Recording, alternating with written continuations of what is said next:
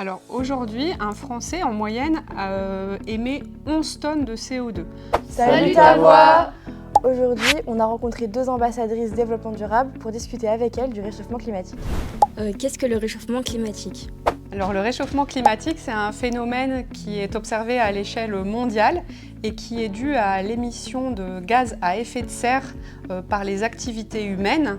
À cause de l'émission de ces gaz à effet de serre, la température à la surface de la Terre a augmenté progressivement depuis la révolution industrielle et on constate actuellement un réchauffement de plus 1,5 degré de la température moyenne à la surface de la Terre.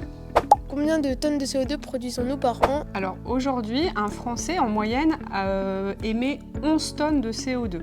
On a un indicateur qui nous dit qu'une tonne de CO2, ça équivaut à peu près à un aller-retour Paris-New York en avion. Pour avoir un réchauffement global qui soit acceptable, il faudrait qu'on arrive seulement à 2 tonnes, ce qu'il faut dire qu'il faut réduire drastiquement nos émissions et donc modifier complètement nos modes de consommation et nos modes de vie. Quel est l'impact du réchauffement climatique dans la région ?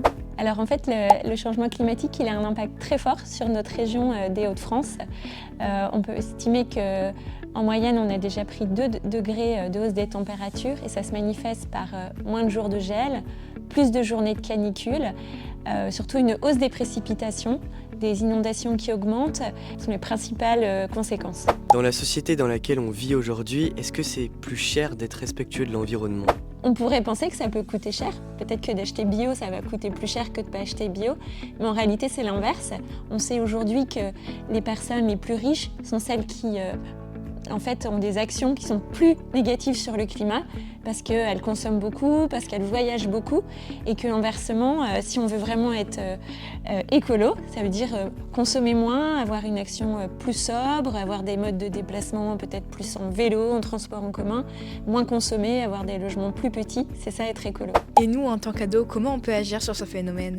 Alors il y a plein de choses à faire. La première chose déjà, c'est de continuer à s'informer sur des comptes ou des médias qui parlent de ce sujet. Pour moi, c'est la base d'avoir les bonnes informations et de tenir le bon discours.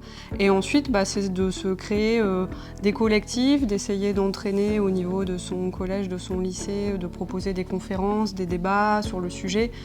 S'il y a des groupes d'éco-délégués aussi, de leur proposer des actions en faveur du climat, sur justement comment consommer moins, comment replanter plus d'arbres.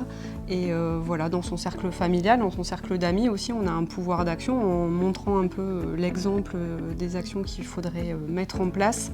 Et après, au-delà, effectivement, de participer au conseil des jeunes, etc. Et donner de la voix à ces sujets-là.